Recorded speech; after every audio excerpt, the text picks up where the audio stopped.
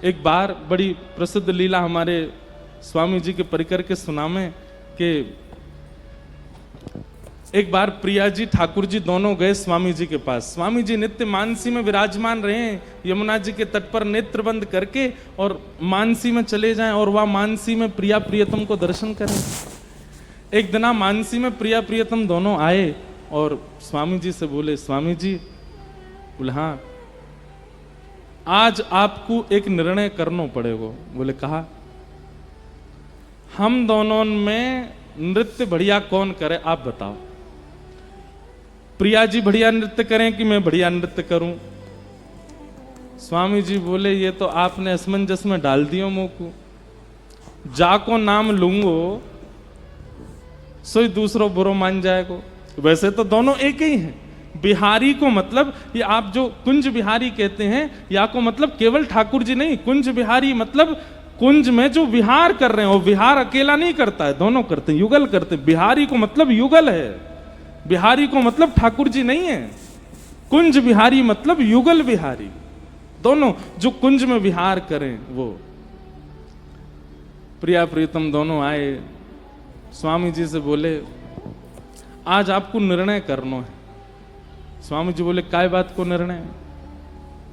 हम दोनों में बढ़िया नृत्य कौन करे? स्वामी जी बोले अब ऐसा तो मत करो, ये तो पक्ष बड़ो विलग है जाएगा। बोले नहीं नहीं आज आपको करना ही पड़ेगा। श्री जी बोली हाँ आज हम भी यही पक्ष में है कि आप निर्णय करो दोनों में बढ़िया नृत्य कौन करे।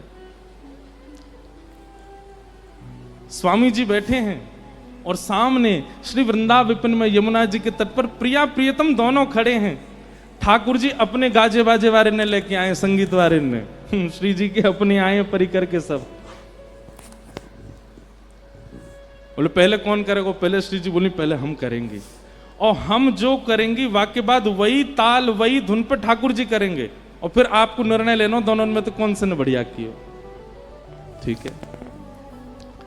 मृदंग बजने प्रारंभ भई, वीणा मजनी प्रारंभ भई और श्री जी ने सुंदर नृत्य करनो प्रारंभ कियो। ऐसे सुंदर सुंदर भाव भंगिमा हाथन की ऐसे सुंदर सुंदर कला करन लगी। ठाकुर जी देख रहे हैं दूर खड़े है कि अपने संगीत वारिंद कहने देख ले ये ताल बजानी या तो बढ़िया बजानी है, मैं करूंगा फिर स्वामी जी निर्णय देंगे। श्री जी ने ऐसा नृत्य कियो कि सब रीझ गए। स्वामी जी के तो नेत्र सजल है। श्री जी विराज गए, स्वामी जी करताल बजाने लगे, जय हो प्यारी जी को जय हो, आहा कैसा सुंदर नृत्य कियो। ठाकुर जी फेंटा कस गया, अब मेरी बारी है, मेरो देखो, ये देखो आचार्य उनको कैसो सुख दियो है ठाकुर जी ने, अब मेरो देखो। बोले हाँ अब आप करो। ठाकुर जी नृत्य करने लगे। ठाकुर जी ने ऐसा नृत्य किया, घूम घूम करके महाराज जो पीताम्बरी पहने ऐसी खुल जाए ठाकुर जी की, मुकुट जब घूमे ठाकुर जी द्रुत गति में तो ऐसा लगे मानो जैसे मोर ने अपने पिच्छ खोल लिए हो और सबरे मोर पंख खोल करके नृत्य कर रहे हो। ठाकुर जी के जो हाथन में पावन में जो कड़ूला हैं उनमें से धीमी धीमी आवाज आ रही है। ऐसा सुंदर नृत्य कर रहे हैं, देख करके किशोरी जी ही रीझ रही हैं। आहा कितने प्यारे लग रहे हैं, कितने सुंदर लग रहे हैं। जैसे ही ठाकुर जी ने अपना नृत्य विश्राम किया, स्वामी जी बोल पाए, बोले श्री जी या बार तो माननी पड़ेगी ठाकुर जी ने बढ़िया नृत्य किया, या बार तो आप विजयी भाई, आपको नृत्य बढ़िया है। प्रिया जी बोली सही है हमने मान ली इनको नृत्य बढ़िया, लेकिन अब की एक बार में निर्णय ना होवे, अब की बार होएगा। दूसरी बार प्रिया जी आई, ठाकुर जी तो बोली अब सुनो, अब पामन से नृत्य नहीं होएगा, केवल हाथन से होएगा। खड़े रहना केवल हाथी चलाने और फिर देखियो कौन बढ़िया करे। फिर से सब साज प्रकट भय। श्री जी ने जैसे नृत्य करना प्रारंभ किया, ऐसी सुंदर सुंदर भंगिमा बना में हाथन सो ही ऐसा स्वरूप बना दियो महाराज। ऐसी ऐसी मतलब अब जो नृत्य करें वो जाने कैसो कैसो भाव बना में।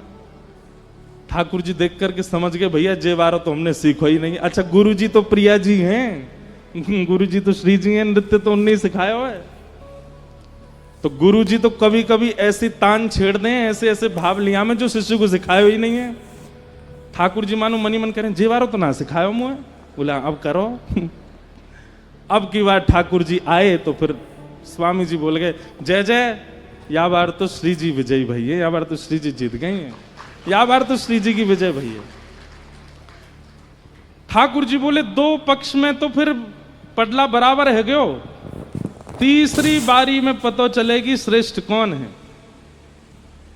और श्री जी, दोनों बार में आपने पहले नृत्य किया, अब की बार मैं पहले करूंगा, आप बाकी बात जो मैं करके दूं, जो मैं परोसूं वाकू आप करियो। फिर श्री जी बोली, हाँ अब क्या करो। ठाकुर जी बोले, ना हाथ चलेंगे ना पैर चलेंगे, केवल भौं अटकेंगी अब तो अब तो केवल सहन चलेंगे, अब तो केवल मुख की आकृति से नृत्य होवे, ऐसा नृत्य होवे। अरे भैया, कोई मुख से केवल हंसे ही नहीं, बोले ही नहीं, एक ही रस रहे, कितने हाथ चलावे पैर चलावे, वो हम बढ़िया लगेगा। मुख की आकृति यदि सुंदर नहीं बनी हो, हाथ पैर खूब चल रहे हो, तो रस नहीं आवेगा। और मुख के भाव भंगिमा को करवे में तो हमारे लाल जी सबसे आगे। किशोरी जी बोली, ऐसा लेके आए हैं जामे मैं इन्हें हरा ही नहीं सकूं, क्योंकि भैया इनकी मुखाकृति, इनके सैनन पे, इनके नेत्रन पे कौन वारी नहीं जावे। मृदंग बज रही है, कांसे बज रहे हैं, बीणा बज रही है, और ठाकुर जी हिल नहीं रहे, केवल अपनी भौं मटका रहे हैं, अपने नेत्र चला रहे हैं, अपने गालन को ऊपर नीचे कर रहे हैं, और ऐसे ऐसे सुंदर सुंदर भाव बनावे। भैया स्वामी जी की तो कहा कहें, दूर बैठी बैठी हमारी श्री जी ही मोहित है गई। बोले, आहा लाल जी तो आज बड़े प्यारे लग रहे हैं, कैसे कैसे वारी जाऊं। अंत में ऐसी स्थिति है गई कि श्री जी स्वयं को रोक नहीं पाई और उठ करके आ गई, और श्री श्याम सुंदर के हाथ पकड़ करके दोनों रास करने लगे, दोनों उनको रास विहार प्रारंभ हो गया। स्वामी जी देख करके आनंदित है रहे, रास करते करते द्रुत गति में करते करते करते करते जैसे नेक थके, दोनों जाकर के स्वामी जी की गोद में ही विराजमान है गए, और विराजमान है करके बोले, अब बताओ स्वामी जी कौन ने अच्छो रास कियो। तो स्वामी जी बोले, अब कहा करूं। तो भुजा तो धर दई ठाकुर जी के ऊपर और मुख कर लियो किशोरी जी के ऊपर।